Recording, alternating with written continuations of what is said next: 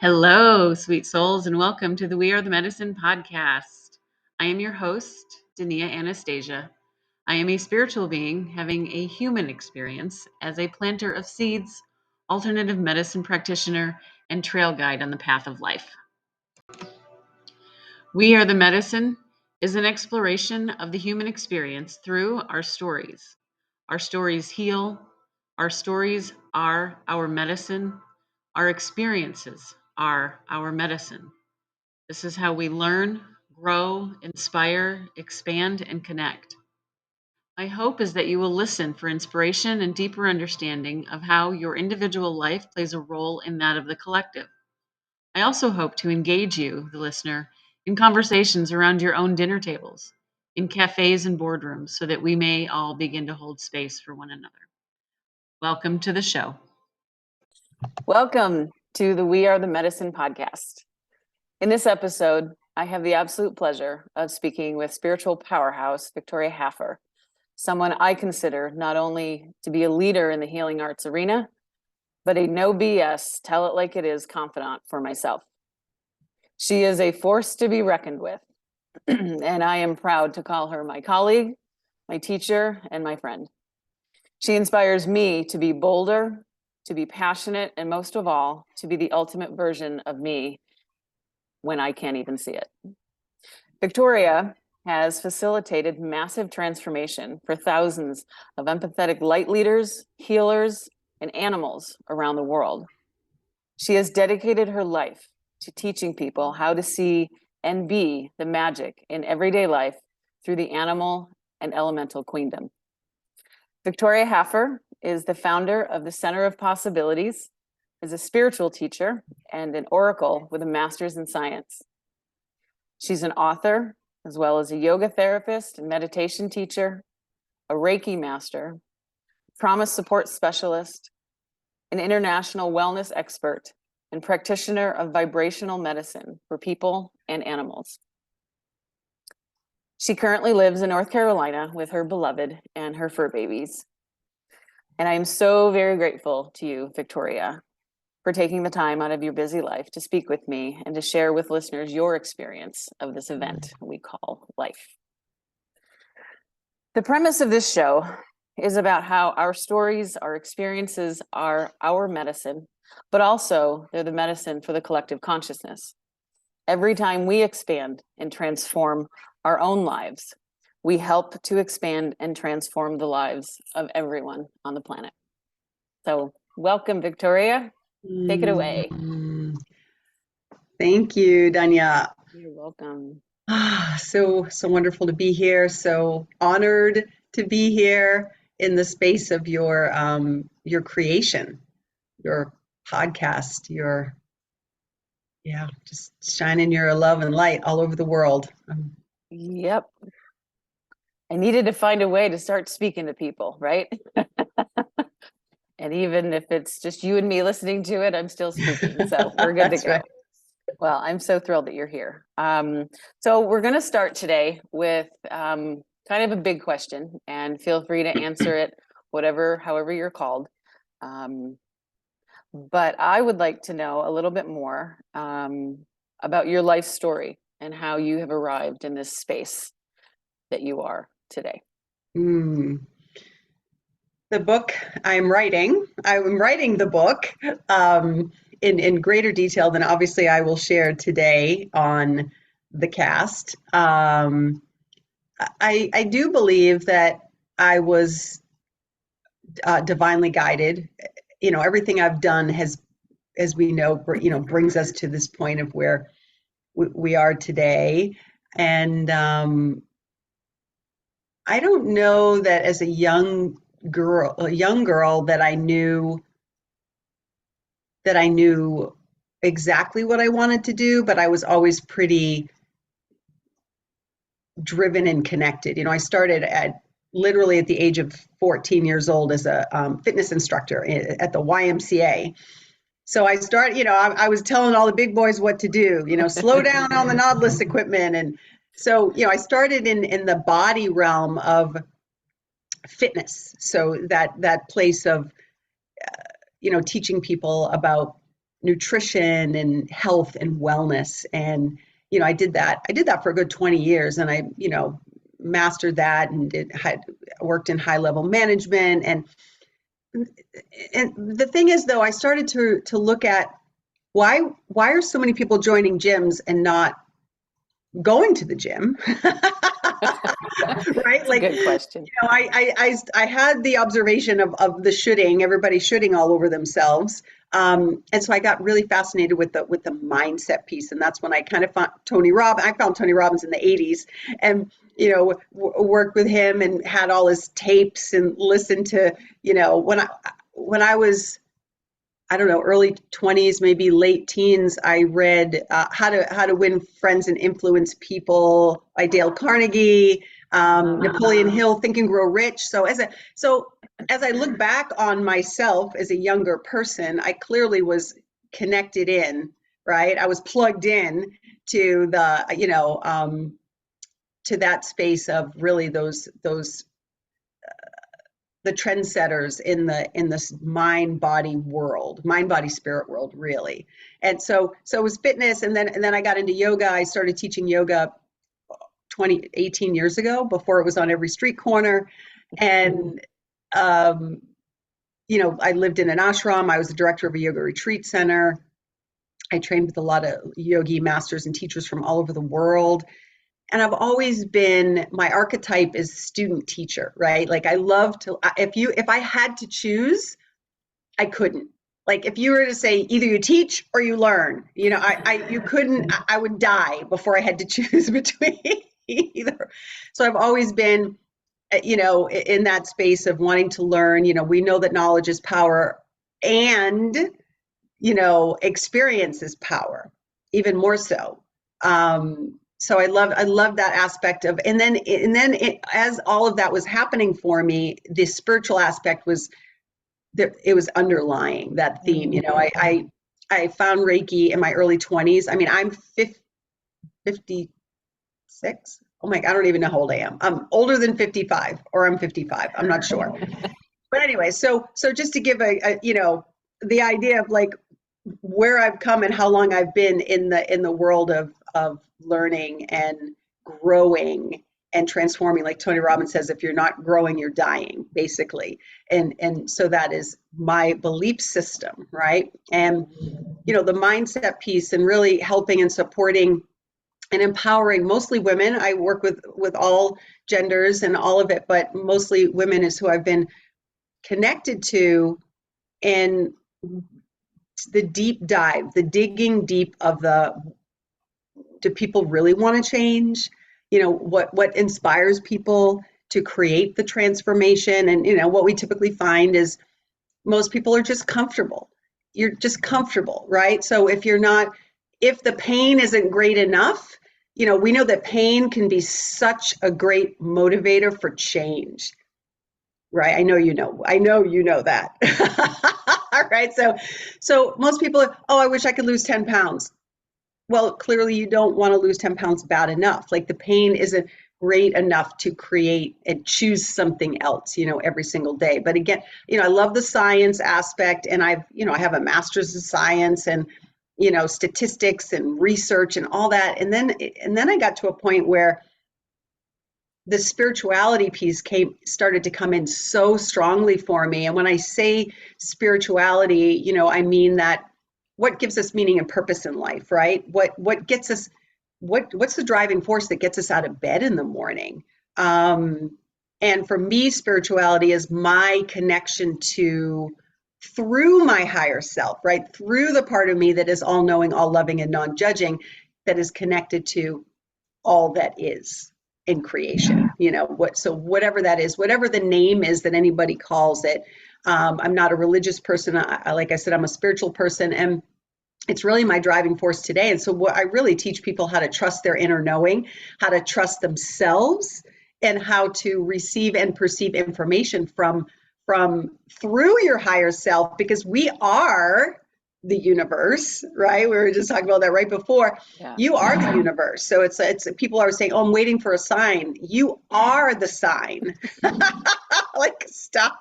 Hi, what Yeah. do you want? Like, that's a hard question. Like you and I were literally just chatting about this on the phone a few days ago, right? What do you want? Because we're so programmed to focus on, that we have such a strong negative mind, which is we need a negative mind. It's not that we want to kill it or squash it or we don't want it. That's the discerning part of us that makes us think and doesn't just jump into things. But it's like where your energy goes, your energy grows, right? So it's like, what are we focusing in on? And yes, the ego trains us to, we want to make sure we're safe, right? Like, is this safe? Is this relationship safe? Is this job safe? Is me selling all my belongings, and moving to a tropical island, is that safe?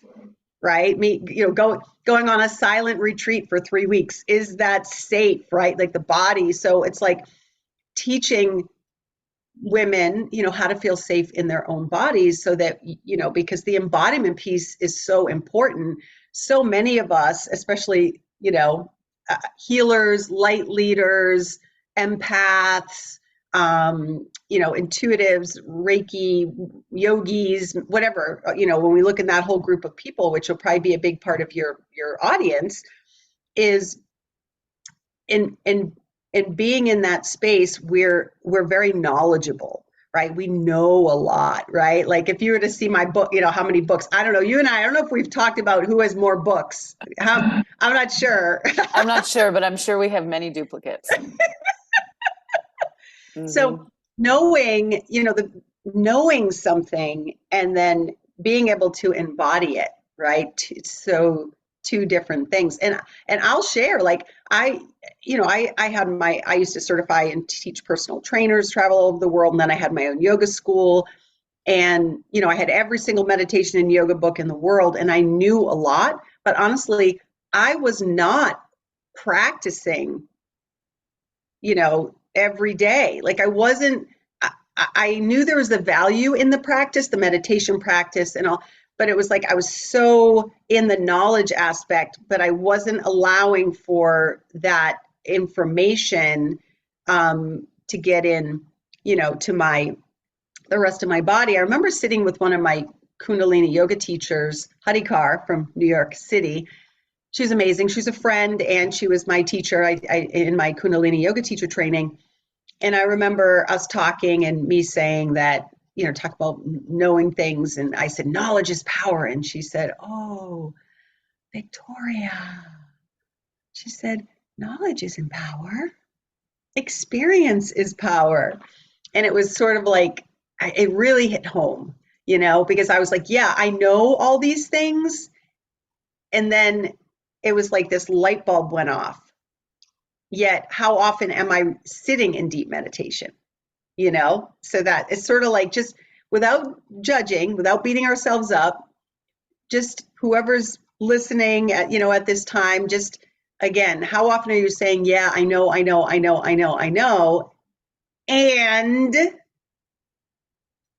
however, are you not doing that thing that you quote unquote know, that if you did that thing, it would change your entire fucking life, right? Like it would just blow shit up, Yes. I've been there. I'm kind of still there. But yes, it's a very fine line between thinking that we know what we should be doing and then just not practicing it. Like you just have to take the step over the line and just start doing it. I know it's probably the same reason why people don't go to the gyms, right? I feel so amazing after I do yoga. I feel so amazing after I've done an Ayurvedic treatment for myself. And I have all of that at my fingertips. And I do have the time actually right now, but I'm not immersed in it every single day. It's almost like there's the space has the energy of it, And I'm just basking in that energy right now because I don't have to do anything. I feel good. I don't need that. And then all of a sudden, like our phone call, you know, I wasn't crying on the phone, but it was still this Right. space that I found myself in yet again. And yeah, when we find something that works, and I'm learning from everyone that I have been speaking with and everyone that I interact with, that that's the thing. You have to put it into practice. You just have to. And what are the drawbacks of it?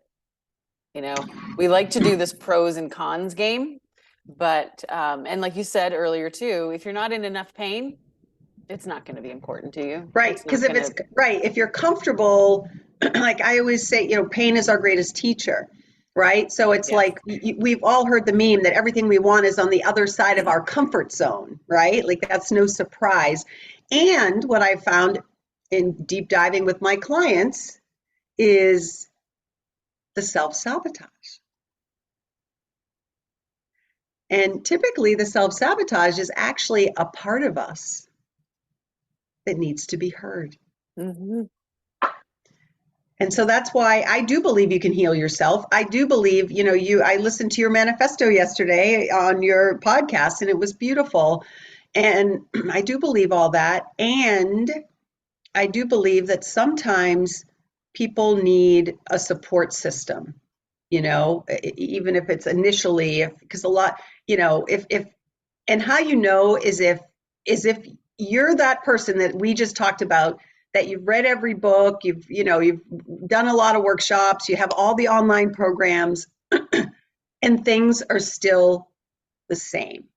That's when you know that you probably would benefit from working with um, someone who's definitely trained in trauma, because a lot of times there's a lot of coaches and healers that are not doing their own shadow work. So ask them about it. And if they don't know what you're talking about, then run the other way. Yeah. But it doesn't have to be forever, right? It's like the whole thing is we both know that 5% of our knowing, our conscious aspect of us, is what is doesn't run the show, right? So flip it. 95% of what we don't know is actually running the show, right? The subconscious, the stuff that's sitting in the shadows, Yes. and below the surface, because the surface stuff is, you know, I had right before I had just had a client leave about a half hour ago, and you know, we were chatting about a bunch of things, and she said, oh yeah, well, I know my mother was just doing the best that she could. And then I said, I know that the adult you knows that. Your conscious, adult, mature self knows that, but your inner child doesn't know that, or your inner teen, right? So it's like when you start to realize that there's different parts of us who, especially if you grew up in a really, dysfunctional kind of family, then you got to give attention to the parts of you that weren't seen, that weren't heard, Well, and that it's, I don't even know if it's not even so much dysfunctional, because honestly, I had a really great childhood, right? And it wasn't until I was 36 and I became sober that I was like, fuck. All these things kept coming up and kept coming up. And I, in no way, for the most part, I was a happy child on the surface. But now that I'm an adult, I can see and I can hear from that little girl who is constantly needing that reassurance from me because she never got it. And it's nobody's fault. That's the biggest thing that I really think is important, that even if you think that you had this, pretty normal, whatever normal is, childhood, it doesn't matter, because as long as if you were told, I can't tell you how many times I was told to stop being so sensitive, And when I would get angry or whatnot, I was sent to my room to figure it out. And until I could calm down, I couldn't come out. And that is traumatic for a small child. Sure. Because all she's trying to do is have an emotion. And when it's not okay, like it sends all these mixed signals. And then, like you said, you know, the ego steps in and is like, okay, I got you. I got you. We're just going to go play with our, you know, art supplies. And we don't need it. We don't need anybody else. And I'm glad, Danya, I'm glad you said, you know, it's not like you have to be in this abusive, you know, physically or sexually abused or even severe neglect. It, you know, it can show up in so many different ways, you know, and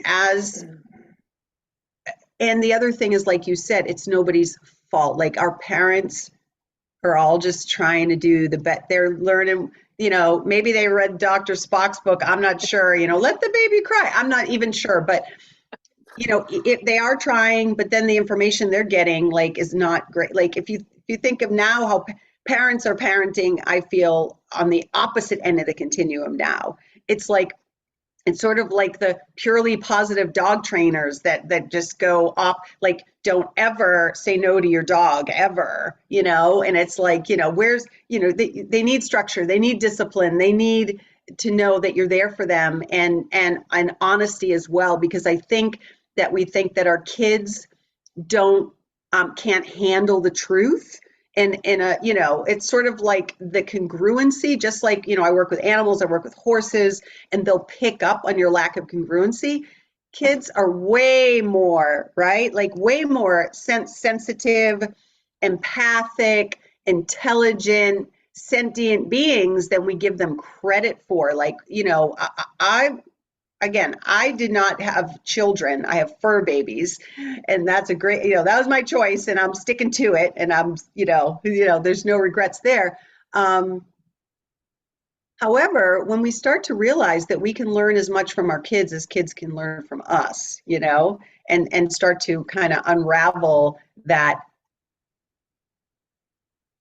you know, this is what my parents did, this is what their parents did. Like we know that we can the generational trauma, right? Like it can stop here.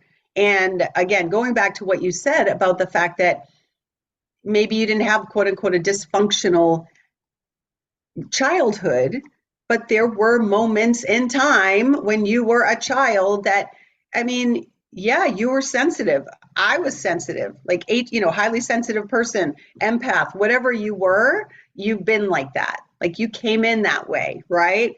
And so, but often a lot of times our parents don't even know what to do with us, right? We're so, because there's so much going on. We're, you know, such intricate, you know, emotional, creative.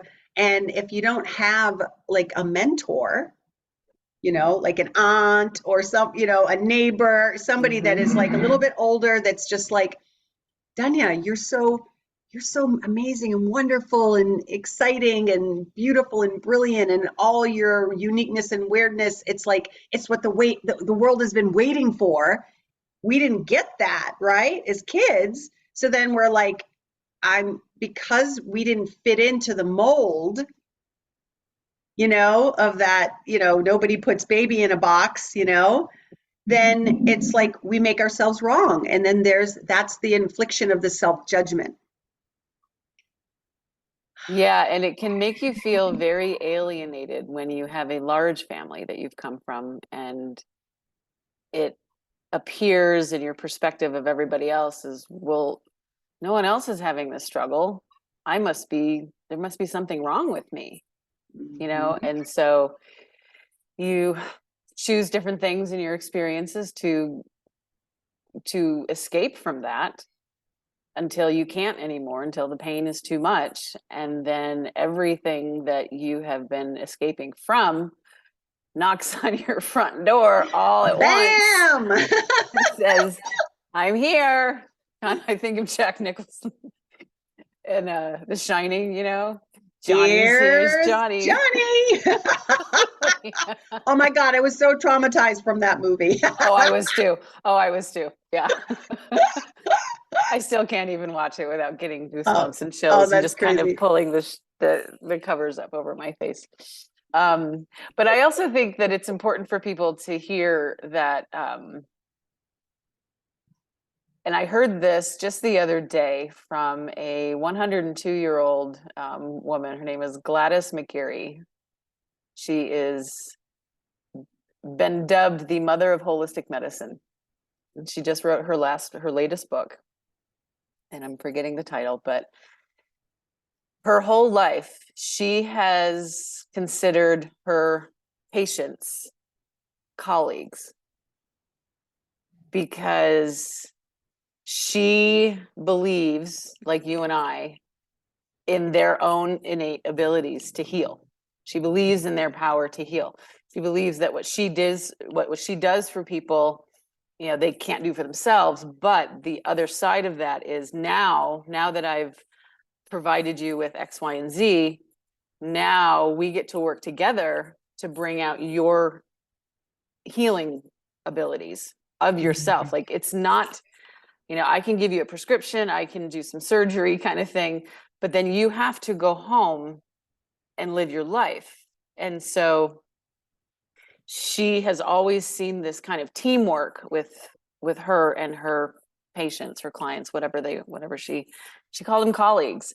And I can see that name, that definition changing amongst the coach and the student and the teacher scenario too, because as much as we love to think that we are inspiring someone or helping someone, all we're doing is shining the light on their own magic so Right. that they can do it themselves. And so in that way, we work in tandem. No one knows any more than anybody else. Most of us have just forgotten. Right. I was just going to say, we just help them remember. I mean, that's it, right? So collective consciousness, if indeed, we are multidimensional beings who live in physical form, and our souls are connected to the Akashic records, hence all of the information that we've ever learned, known, blah, blah, blah, is we have access to that. That's what it is. So we teach people how to get the fuck out of their own way so that they can access their divinity, right? Like, that's it. And I know it sounds easy, and it took me 30 years to be able to do it for myself. And so, but maybe it doesn't have to take that long, right? So the thing is, I made all the mistakes I did, so it's like we can see in others what they can't see in themselves. And I'm not sure the learning ever ends, though, right? Right. We're learning until our last breath, every single moment. So absolutely. I think that there might be a little bit of a stigma out there that, I don't need a coach. What do I need a coach for? What do I need someone to, shine the light on for something for me? I'm fine. I'm fine. Oh, but yeah, that low back pain just isn't going away, or that neuropathy in my feet, or I have constant migraines and headaches, but I'm fine. I'll just pop a prescription and I'll be fine. And we are our own medicine if we could just give ourselves the credit in doing so. And sometimes we need that little push. Sometimes we need someone to shove us out the front door and say, now go and be your magic. Go and, and like you said, we can read all the books that we want, but unless we're experiencing contrast and struggles in our life, like, I think two of the biggest words for me over the last year of my life have been contrast and resistance. I love them now. Just yesterday I had this situation where I was walking around like this ping pong ball just everywhere. So I called a friend. I was like, I'm coming over. And she sat down with me for 5 minutes and just talking it out. We're on the same wavelength. She's been on my podcast before, Corey. And because I was so mired in my own feces at the moment. She was like, cleared it off. She's like, this is what it is. This is what it is. And I'm like, oh, duh. And she's like, but did you see what you did? She's like, a year ago, you would have ruminated in this for days and weeks. She's like, it took you 3 hours. That's huge. And when you can see your own progress in all of your experiences in your life, oh, it's just so freeing. It feels so amazing. Mm-hmm. And I think part of our purpose here is just to feel good, damn it. Oh, I think all of our purposes, I think our entire purpose, I mean, we are divine, we are perfect children of God, Goddess, the divine mother, the divine father, whatever you want to, whatever name you have for it. And it is our divine purpose to enjoy with joy and ease, right? Like it really, the greatest lie that we have been told and sold is that we are separate from source. And that the answers are outside of us. Mm-hmm. That's your traditional, that's the religion, ideologies of what has been sprout out. You're a sinner and, all these things that it's like you're not, you have to bow to something outside of you. The guru is dead. You are the guru. Yeah. Well, my path has taken me, I thought I had recovered from my Catholicism years and years and years ago, but I realized that I haven't. There's still some lingering things hanging out in the shadows. But I think it's, and this is my, personal opinion, and this is my podcast, so I can say what I want to. I think the fact that we're told as infants, you come into this world with original sin and that you need to be baptized to get it to wash away. Like, what child comes into this world like that? What child? And whether they can speak or not, like they're feeling that energy from the parents and from the family and from everyone around them and so my spirit was like, wait, I thought I was part of divinity. Wait, now you're telling me I'm not. So I'm really confused. So what feels right? So what feels light, right? In Access, they talk about if it feels light, it's true. If it feels heavy, it's a lie, And so, and then you just delete, destroy, and uncreate it. Just having the awareness. And like you said, the layers, I fortunately I didn't grow up in a religious family. So I didn't have that stigma, although it's still part of the collective consciousness. So even though, I'm in it, but it wasn't a huge thing for me because I didn't have, I had the choice from birth, right? I kind of came in as a spiritual baby. And then, so that's one thing I didn't have to kind of, scrub away. Yeah, scrub. Yeah.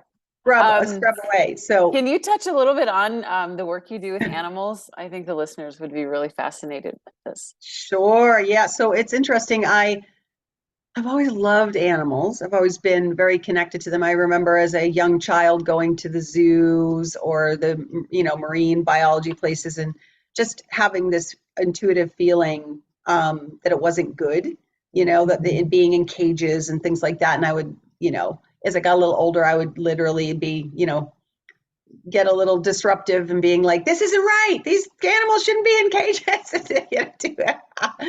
The sacred rebel that I am. And so my favorite, how do I want to say it? I want to say like mentor, like I always wanted to be Dr. Doolittle, basically, I was like that, Yes. that was my idol, Dr. Doolittle. It was just like, it's so cool. And so I always had a deep love for animals. I had lots of different animals in my adulthood. I had parrots and chinchillas, and I had an iguana, and I had cats, and I didn't really have dogs, which is interesting considering now that I'm such a dog person.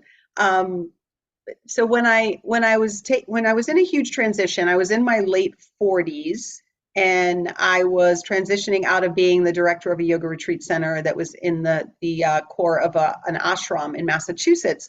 And I quit my job, really didn't have anything to go. I knew the universe was saying, it's time for you to do something else. Literally, the grasshopper was showing up. The grasshopper was showing up everywhere, like at the door of my office, the door of my meditation room, the door at my apartment, and I was like, okay, well, clearly the grasshopper means it's time to take the leap. Take the leap.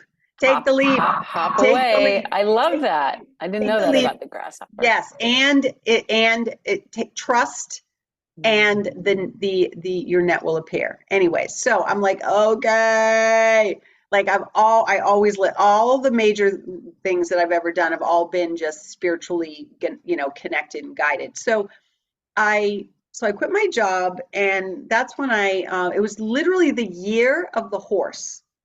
It was the Chinese year of the horse. And my good friend from further up north, I remember she sent me a picture of those horses she was working with. And I was like, I want to work with horses. Now, keep in mind, at this point, I'm a Reiki master teacher. And so I decided that I wanted to start working with horses. I was sort of scared of them. There's huge, they're pretty big. And if you don't really know horses, you think they're just very unpredictable, And so I started offering my services of Reiki to therapy horses, which need them a lot. For anybody who knows anything about horses, animals in the wild never need Reiki, never need our healing. They're fine. The only animals that ever need our healing are the ones that have been messed up by humans, right? So meaning, I've worked with a lot of dogs and horses who have a history of PTSD and trauma, and every single one of those situations have been at the hands of a human, right? So whether it be neglect or, the farming, or a horse that has to stay in this tiny little box, 23 hours a day, and starts, cribbing and doing all these really not normal behaviors of, regular animals that have, their needs met. So I started doing Reiki on therapy horses, and it was just amazing. Like the feedback that I was getting from owners, even though a lot of times they wouldn't even believe in it, but they would be like, I don't know what you did, but my horse is a different horse, and, these people would make fun of the Reiki, or, people, Oh, yeah. they're afraid of things they don't understand. Right. And I remember I went to, I was at a farm in Florida, and I wound up doing Reiki on a bunch of rescue horses, and every single horse had a huge transformation, and they were like different horses after. Like one example of one horse who had a bad accident. He had one of those big carts that he was pulling, and then he wound up falling, and the cart like fell on top of the horse, and it was pretty bad. And then the owner was like, he couldn't get the farrier would come to trim the hoof, how they do the feet and everything. And every time that the farrier would come, they would have to give medication to the horse, for him to, because he was so, I'm sure you've seen. To sedate him? Yeah, they would have to sedate him. And anyway, so the day, I literally worked with him the day that the farrier was coming, and they sent me a picture after of him with his hoof up. Like they didn't need any medication. Everything was really great. So I have like hundreds of those stories that I'll write a book or something someday, but it's so cool to see the shift, because just like humans, we store energy and emotions. Dr. Bradley Nelson, the emotion code, talks about that we trap and store emotions in our physical body and our emotional body as well. And so when you give yourself permission to release that energy that's being held, that stagnation, it creates space and freedom. And you literally can let go of the incident, right? Like every single thing that we've ever experienced in our lifetime, in past lives, as well as while in the womb of our mom, you store it. Every single, even if you think I don't remember that, it's still stored in your body. So through through energy work, frequency, crystal bowls, sound, tuning forks, emotion coding, and as well as being directly connected to source and asking my spirit team to assist in the healing as well. You know, sometimes I'll just say, well, anything left over, please feel free, you know, come on in and do the work. And so when I started working with the horses, it was the first time I was very aware of receiving information from them. So they literally were communicating with me, and I would get information and it would just show up and I would tell the owners, and it was just so wonderful. I was like, I'm Dr. Doolittle.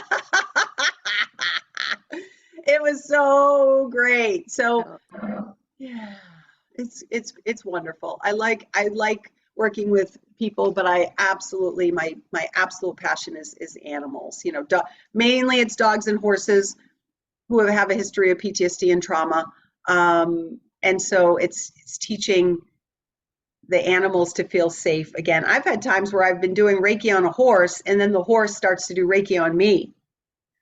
Really? Oh yeah, it's awesome. Just And this then amazing energy exchange, huh? and it reminds me of what you just said about that woman that you were listening to, is that, you know, we're actually, you know, healing each other, right? Like it's a symbiotic Yes. relationship. That's one of the biggest things I love so much about the holistic medicine model, the alternative medicines. And I say alternative, but I think I mean original. Thank you. Yeah, that we used to do in the olden days. Like, you remember when we Doc were using Baker. herbs and oils and all the way, you know, the way that the kings were healed and the Yes. medicine women and the shamans, you know, and the witches, and all of a sudden then it was, we don't like this. We don't want to empower people. Why would we want to do that? We're on to you. That's great. Oh, I love that. That's so cute. Okay, so I also wanted to ask,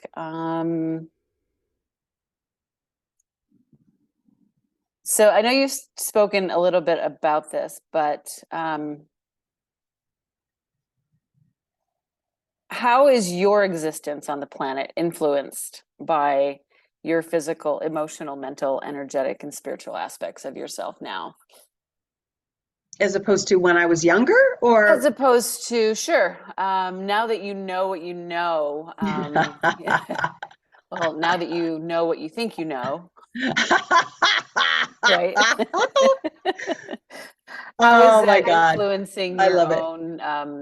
your own choices and your own direction Well, in your life? you know, I didn't say, but I did struggle for almost my entire life with anxiety and depression and suicidal thoughts, and you had mentioned uh, not feeling like I belonged, you know, the lack of belonging, and what am I doing here? Like, what is my, you know, purpose, and when am I going to find my tribe? You know, all these things. And it was, yeah, so it was a struggle. I mean, for those, anybody who follow astrology, I'm not an astrologer, but I have done a lot of trainings around astrology and healing. And, you know, our Chiron is our, you know, our greatest gift and our greatest wound. So my greatest wound was the chronic suffering. You know, suffering, the Buddhists say that all of our suffering comes from wishing things were different than what they are, right? So, you know, how often are we in that space of just wishing something was different than what it is? You know, whether it's, you know, an animal or a person crosses over, and, you know, you're just like, damn, you know, why did he die? You know, 10 years later, and they're still stuck in that loop of, if only. You know, I think that the deeper that I get into my spiritual practice, and the trusting and the surrender, and the trusting and the surrender to the process, and also in learning finally after 20 years of how to truly be present. The horses taught me how to be present. So that was 10 years ago, and I had been a yoga teacher for 10 years prior to that and had, thousands of hours of training in meditation. It's not that I was very aware that I wasn't being present, and that had a lot to do with the trauma response, and my limbic system was not healed.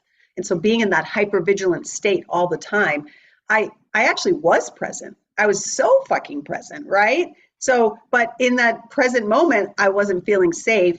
Therefore, I wasn't breathing. Therefore, I was constantly in that state of feeling like my body was in danger, right? So danger, danger, stranger danger, right? All of it. You're not safe. You're not safe. You're not safe. Step away. Step away. Stay. Don't get into that relationship. Don't get too close. And hence the attracting of all the emotionally unavailable men. I went through, that'll be a whole other book that I write. We're on 3 books so far, that. Thank you. And so I guess today, now it's sort of like, holy shit, like it took all this time on the planet, to finally trust that I'm exactly where I'm supposed to be all the time, right? We're always in the right place at the right time, like always. So I always say that, I'm like, well, what if you truly felt that way and you couldn't do anything wrong and everything was just an interesting point of view?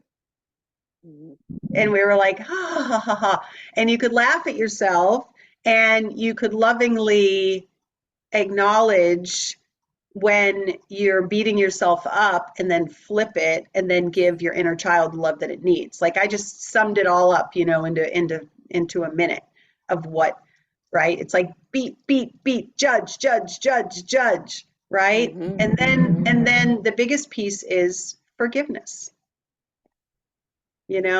Like people always think, well, yeah, you got to forgive the other people, and sure, that's great and fine. If you choose to do that, that's okay. However, what parts of you do you need to forgive? And that's where the deep diving comes in, because they're like, oh yeah, all the things that I did because I didn't feel safe, I didn't trust, I got defensive or reactive, and then I couldn't let, this armor up in front of my heart was so, I don't even know how thick it was and how high it was. And there may still be a little bit there, but it's tap, tap, tap, tap, tap, tap, tap, tap, tap, tap, tap. The shield has definitely gotten smaller. Mm-hmm. Yeah. Yeah. I think the self-betrayal has been a really big thing for me in the last couple years, because I didn't see it that deeply, right? I just unconsciously autopilot made choices and decisions based out of fear because I needed to survive. And now when I look back at that, it's like I have cried so hard so many times because I can't believe that I gave all of that power to somebody else, and I betrayed my own being. I betrayed my own, just me, like. And it's a really interesting and beautiful concept when you can, especially in meditation, when you can watch yourself, observe yourself, Mm-hmm. and really tap into those parts in your body that are stuck and tight or in pain, and realize that it's you clenching on to something that obviously is no longer serving you, but for so long allowed you to move through the world without breaking down every single day. Those moments, and then they come back to you and you're like, oh my God, I would never have said that. I mean, how many times do we think things about ourselves to ourselves that, you would never say to your best friend, you'd never say to your loved ones. Right. But yet we have this dialogue that is so abusive to ourselves. Yeah, based and I on what? And I want to bring up about that. So let's just look at the physiology and the science behind it. Our bodies are made up of 2/3 water. And so we all know, many of us know about the hidden messages in water, the book, and the studies, long-term studies that have been done on water and plants and all kinds of things. So, they've they've done pictures of the water molecules and what they look like when you speak nice, loving thoughts, angry, mean, and then the neglect where you just ignore it. And so again, imagine that's what's happening every day, all day long. You're thinking the thought, right? Like look at muscle testing or kinesiology, where when you're in the higher vibrational frequencies, you're strong, right? And when you're in fear, anxiety, anger, irritation, frustration, those emotions, and I'm not saying you shouldn't be there and move through them and check in and see what's happening and have tea with yourself, but when you're living there, like for me, my go-to is anger. I mean, I am a firecracker. I would be flipping the bird whenever I could, F you. I'm a lot of love and light, but I'm also a lot of F you, right? So I have no problem telling somebody to back up. I've never been a pushover, ever. Even when I was a little, I got kicked out of kindergarten.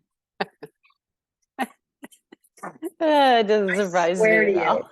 I swear to you, because I wouldn't follow the rules, whatever the rules were that at that time. But come on, I got kicked out of kindergarten. So I was born a rebel, so everybody has their way of dealing with the response of the world around them, right? Fight, flight, freeze, fawn, right? There's all these different ways. I'm not saying I haven't done all of those things, but I've been a fighter, and it's a lot of energy and work to be a fighter all the time. It's like warrior. I just, it was just natural. Of course, I'm a spiritual warrior.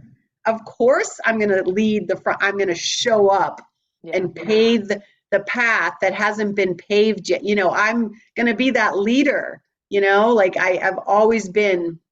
It just made sense to me. And then to be a sovereign in my being of, the truth and being a truth speaker, even when the majority of the people are believing something else, it's like, it's not always easy to do the work that we do, my dear friend. No, it's not. And through some very great mentors I've had, I'm working my way still through that, in that Brene Brown's statement of, if you're not in the arena getting your ass kicked right alongside with me, I'm not interested in your feedback. So there's that part of me, and then there's also the love, light, and peace that I bring out too.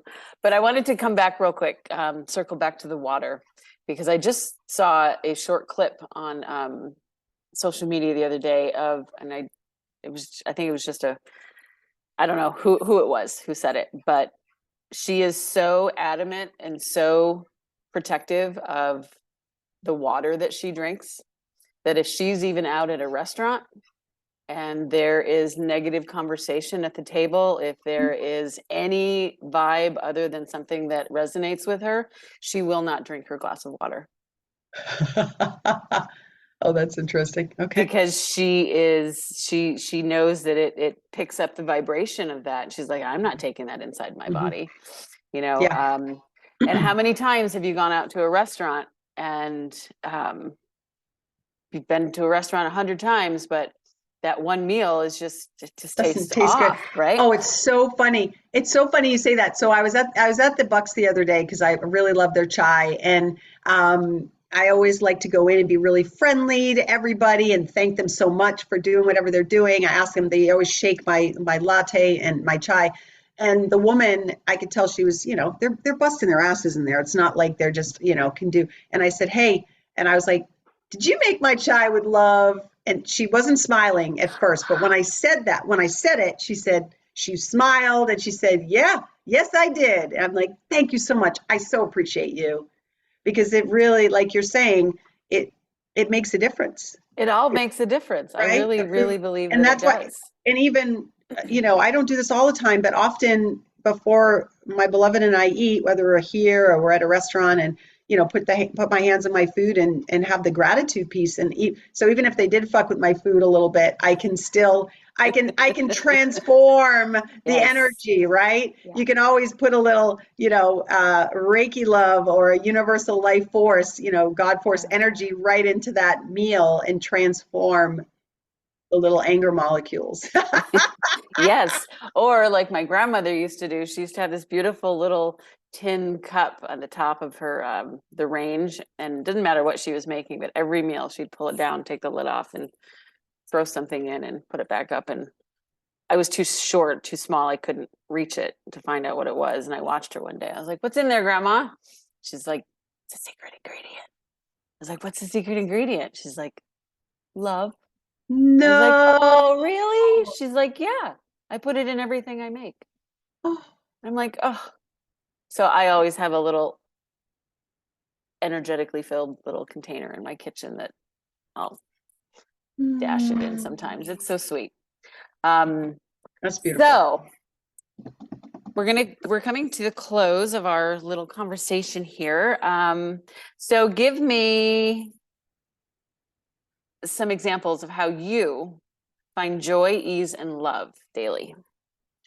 Oh yeah. So my mantra is, be and see the magic in everyday life, right? So how I personally do that is through the animal and the elemental kingdom. So whether that, obviously animals, whether it be on the spiritual plane, I work with a lot of, we'll have to come back and do a whole other podcast on working with spirit animals Yes. and power animals. But I do, kind of bring them in a lot. But I would have to say that my my garden, being in nature and inviting in all the playful, the divas and the fae and the dragons and the unicorns and, all of it. Like even here's my little baby dragon hanging out with us. He says, "Hi, Danya." And the playfulness, ever since I remembered, one of my favorite books of all times was called Healing with the Fairies by Doreen Virtue. And I read that when I was like 17 years old. And I always was just a believer. And because they are real, like honestly, if you understand about the dimensions and 4D and 5D and how all these things are happening, and I astral project and travel when I sleep, and I swim with the orcas and fly with the dragons, and it's all real. So again, your imagination is your greatest asset, Mm-hmm. right? So Mm-hmm. use it.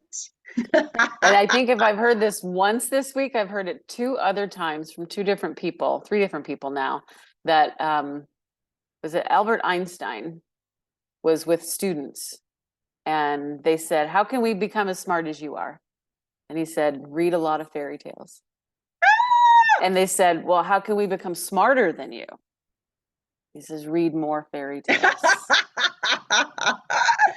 So you there have permission to go to the library as an adult and go pick up some fairy tale stories and go home and read them or whatever. I think that's magic, right? It's It is magic. magic. Again, it's another lie that we were sold, that your life is not a fairy tale. Well, why not delete, destroy, and uncreate all that bullshit? Mm-hmm. Yep.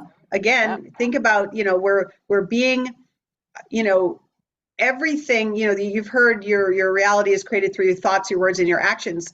And most importantly, your belief systems. Beliefs before anything is what creates your absolute reality. And everything is just a reflection of that. All the people that are on the stage, in your story. Yeah. Everything's, we're the common denominator. Mm-hmm.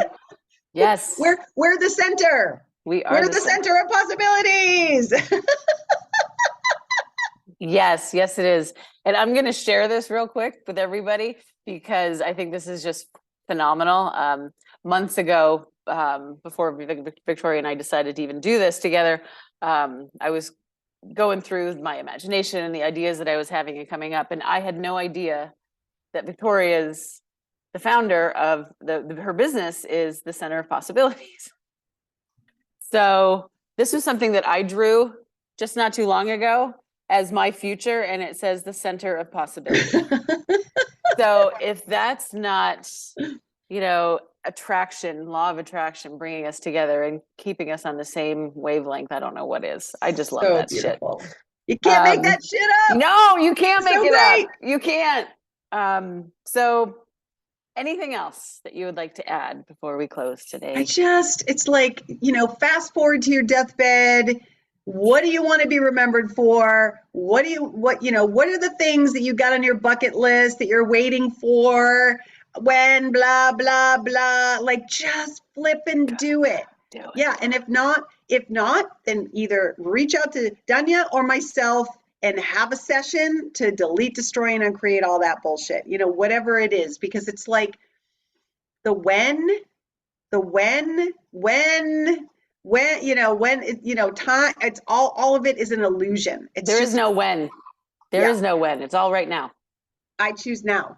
Yes. I choose now. What are you choosing? And just stop making excuses. Stop making excuses. I know. So I have your web address in the credits for the show, but it's also, I'll just say it out loud here. It's victoriahaffer.com. And you can find all of her information there. I'm so excited for your book to come out.